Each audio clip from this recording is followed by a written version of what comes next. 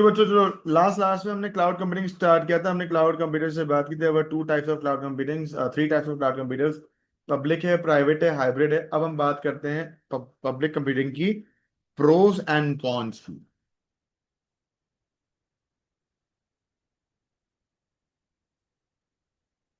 ठीक है, तो pros and cons of public computing. बच्चों, पब्लिक कंप्यूटिंग में पहला प्रो क्या है कि it is very cost effective.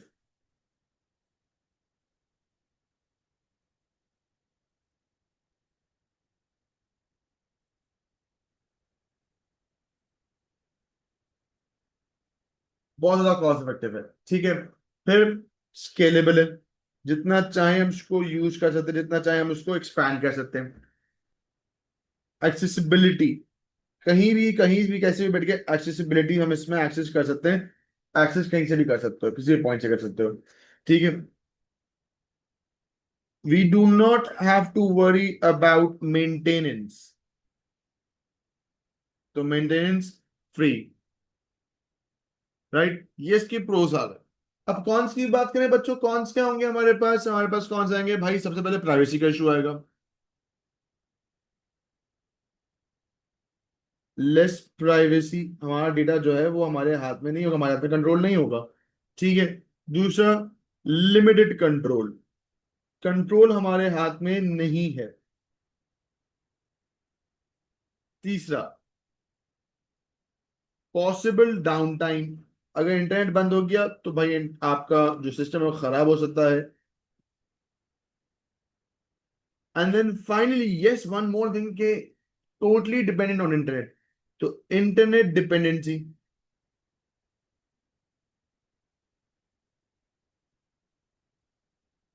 ठीक है बच्चों,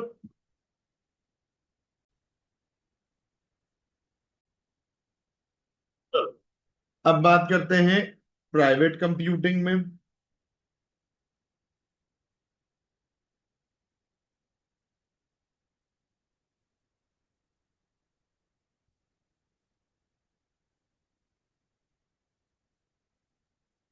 तो it is a type of cloud computing.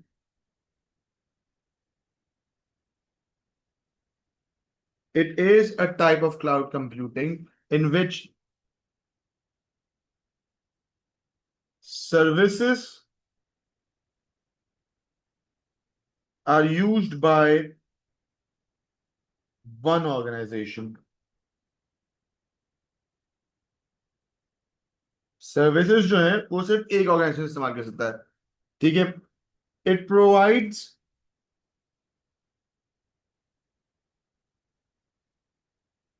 Exclusivity.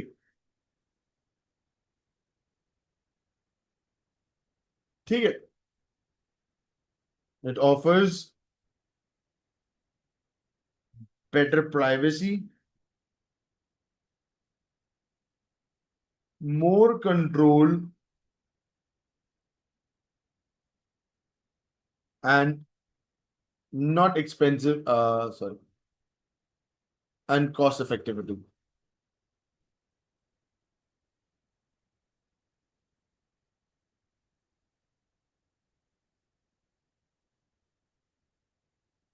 ठीक है, प्राइवेट क्लाउड कंप्यूटिंग कैसा है बच्चों?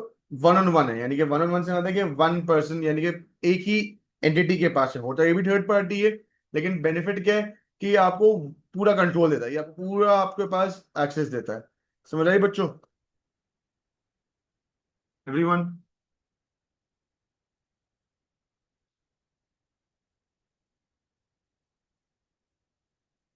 अब यहाँ पे आपके पास बैंकिंग सर्वर्स आ सकते हैं, यहाँ पे आपके पास एमएनसीज आ सकती हैं, जैसे कि आपके पास आईबीएम का है, माइक्रोसॉफ्ट का है, क्या बोलते हैं वो, कौन सा था, आई क्लाउड सर्वर्स हैं, सैमसंग के सर्वर्स हैं। ये सारे क्या है, ये आपको वन ऑन वन पावर देते हैं, आपको one on one power authority देते हैं। लेकिन इनके प्रोज एंड कॉन्स की अगर बात करें, इनके प्रोज एंड कॉन्स बहुत सिंपल है। इनके प्रोज एंड कॉन्स में ये आता है कि भाई ये किसी भी एक चीज पर डिपेंडेंट, यानी कि इट कैन बी, ये समझेंगे कि सिक्योरिटी तो अच्छी प्रोवाइड कर रहा है, कस्टमाइजेशन भी देता है, लेकिन कॉस्ट ऑफ मेंटेनेंस है आपकी, क्योंकि आप खुद कर रहे हो ना, तो आपको कॉस्ट को उठानी पड़ेगी। ठीक है, तो फिर प्रोज एंड कॉन्स डालते हैं।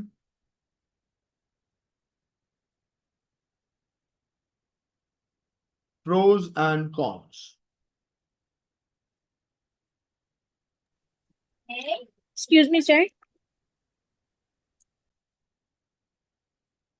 तो प्रोज की पहले बात करते हैं बच्चों। पहला प्रो क्या होगा आपके पास कि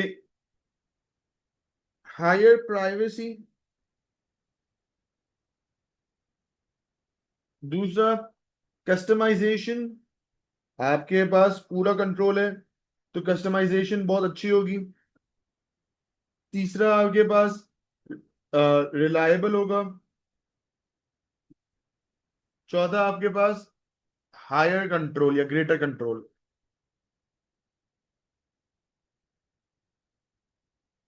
ठीक है, यहां पे कॉस्ट हाई हो जाती है। अब मेंटेनेंस वगैरह का मसला भी आ सकता है। ठीक है, आपको रिक्वायर्स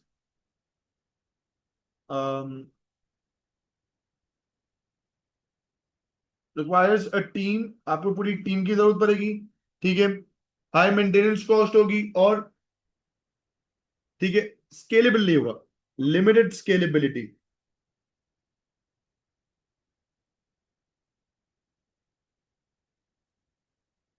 ये इसके कॉन्स होगा ना। अब बच्चों बात करते हैं हम लोग final type of computing, that is the hybrid computing. अब बच्चों हाइब्रिड का मतलब ही यही है कि it's a combination of both two और मोर टेक्नोलॉजीज। यहाँ पे हाइब्रिड कंप्यूटिंग का मतलब ये हुआ कि पब्लिक और प्राइवेट कंप्यूटिंग दोनों की बात हो। तो हाइब्रिड क्लाउड कंप्यूटिंग की अगर बात करें तो it is both public and private cloud computing. ठीक है, तो लिखा जाएगा कि बच्चों hybrid cloud computing is a type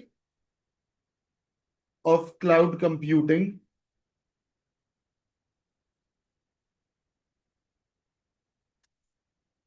in which both public and private computing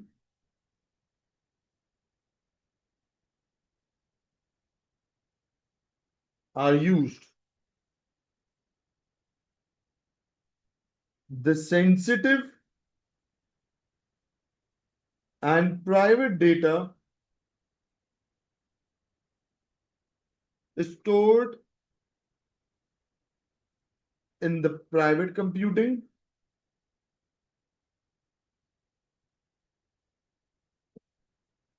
and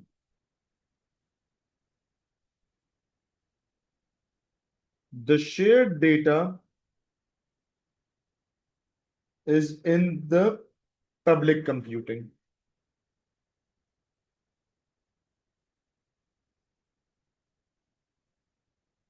यहाँ पे पब्लिक और प्राइवेट दोनों इस्तेमाल किया जाता है ताकि यूजर जो है उसको अपने हिसाब से इस्तेमाल कर सके।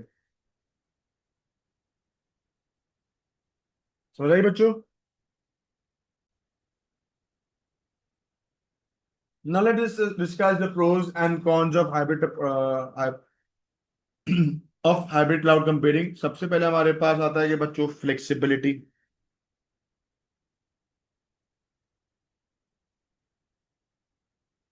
ठीक है, दूसरा स्केलेबल है। तीसरा, it has improved security and privacy. ठीक है, और ऑब्वियसली बात है यार, ये कॉस्ट इफेक्टिव तो होगा, ये पब्लिक भी है और प्राइवेट भी है। कॉन्स की अगर बात करें बच्चों, कॉन्स में पहला क्या आता है कि कॉम्प्लेक्स है, सेटअप इज वेरी कॉम्प्लेक्स। ठीक है,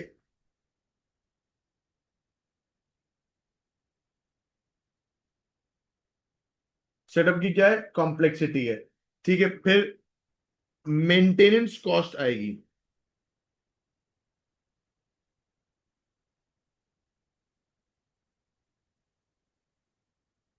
कॉस्ट ऑफ मेंटेनेंस आती है, ठीक है।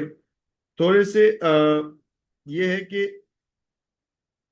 डेटा डिविजन, डेटा डिवीजन में मसला आता है। डेटा डिवीजन में मसला क्या था कि भाई कौन सा डेटा आपको पब्लिक करना है, कौन सा प्राइवेट करना है, इसकी थोड़ी सी कॉम्प्लेक्सिटी भी होती है, डिवीजन प्रॉब्लम भी होता है।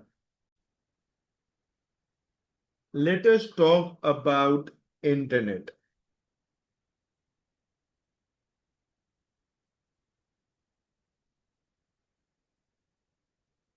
बच्चों इंटरनेट क्या है?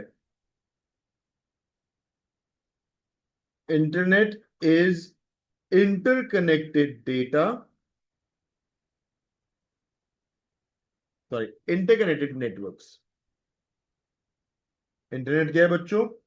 इंटरनेट इज इंटरकनेक्टेड नेटवर्क्स, बहुत बड़े नेटवर्क्स हैं, ठीक है, ग्लोबली। अब इसकी एग्जांपल देखते हैं, क्या है इसकी एग्जांपल। बच्चों मेरे पास इस वक्त ट्रांसवर्ल्ड का इंटरनेट लगा हुआ है।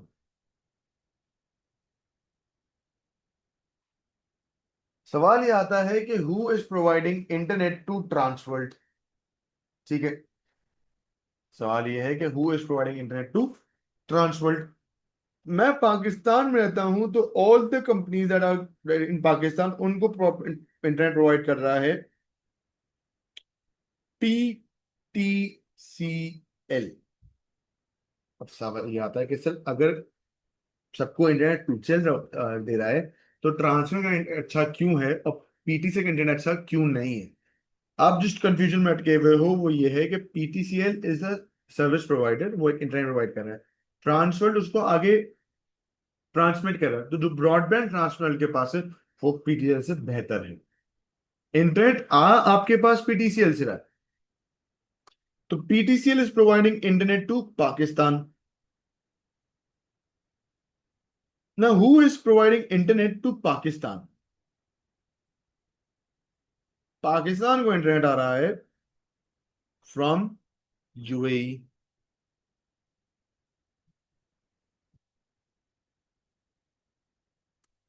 ठीक है, फिर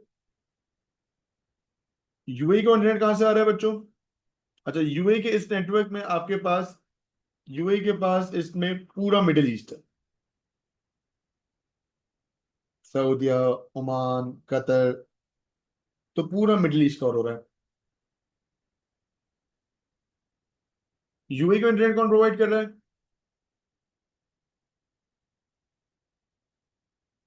यूरोप।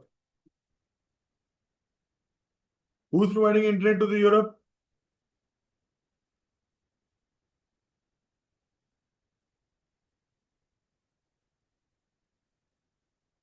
यूएसए। अब जाहिर है यूरोप से कनेक्टेड क्या होगा आपके पास? Africa.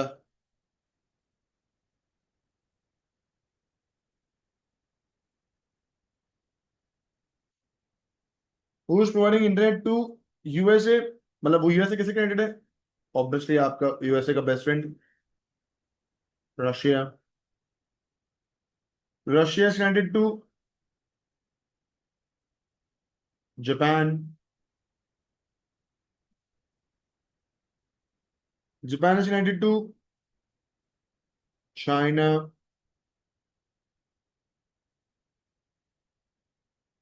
China is connected to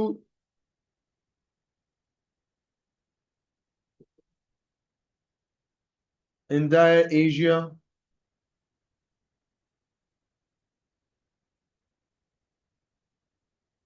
and so on. तो ये क्या बनता जा रहा है बच्चों? ये क्या बनता जा रहा है? ये पूरा एक नेटवर्क बनता चला गया, ठीक है। ये पूरा एक ग्लोबल नेटवर्क है, ये सारे आपस में इंटरकनेक्टेड हैं। अब जरूरी नहीं कि वायरलेस, ये वायर्ड हो, ये वायरलेस भी हो सकते हैं, इनके साथ कनेक्शन होती है, सैटेलाइट से हो सकती है।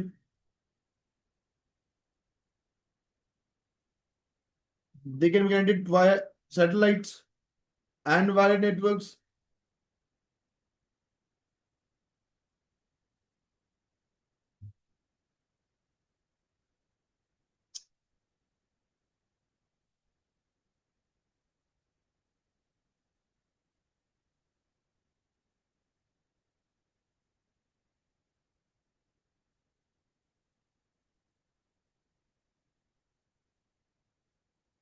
तो ये सारे आपस में इस तरह से भी कनेक्टेड हो सकते हैं। This is all formation of the internet. आपस में डेटा शेयर कर रहे हैं, आपस में सब कनेक्टेड हैं, और ये सब लोग टीसीपी आईपी प्रोटोकॉल इस्तेमाल करते हैं। उस पर हम डिस्कशन करेंगे क्या होता है। All of these are sending data to each other.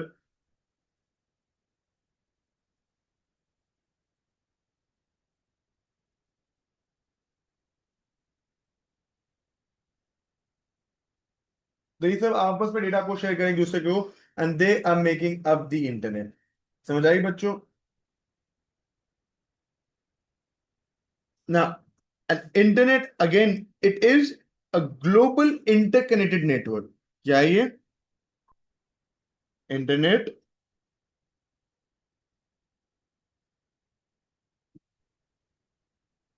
is a global interconnected network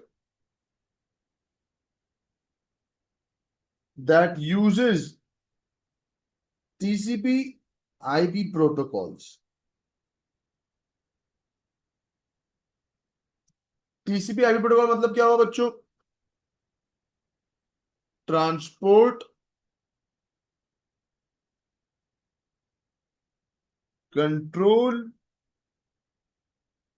protocol. समझ आई बच्चों? What is internet? ना, इंटरनेट के अंदर एक कॉन्सेप्ट है ईथरनेट का।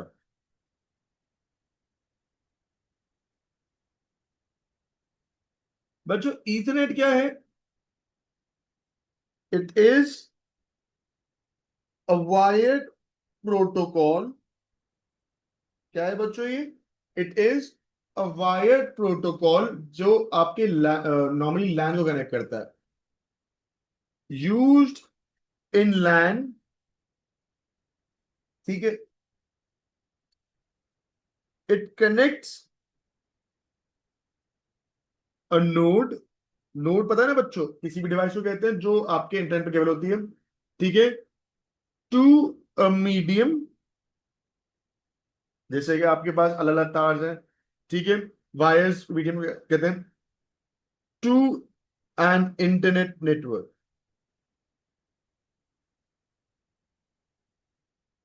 ये नोड्स को एक मीडियम के थ्रू इंटरनेट से कनेक्ट करता है। समझ आई बच्चों इंटरनेट? अब इंटरनेट में हमारे पास आते हैं सबसे पहली चीज, conflict.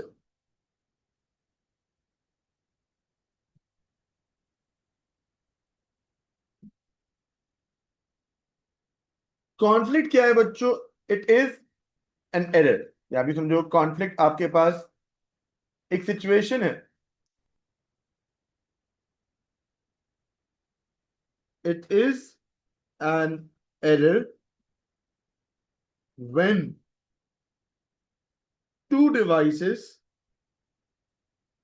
have the same IP address। जब दोनों डिवाइसेस के पास सेम आईपी एड्रेस होता है, that is called a conflict. समझ आई बच्चों?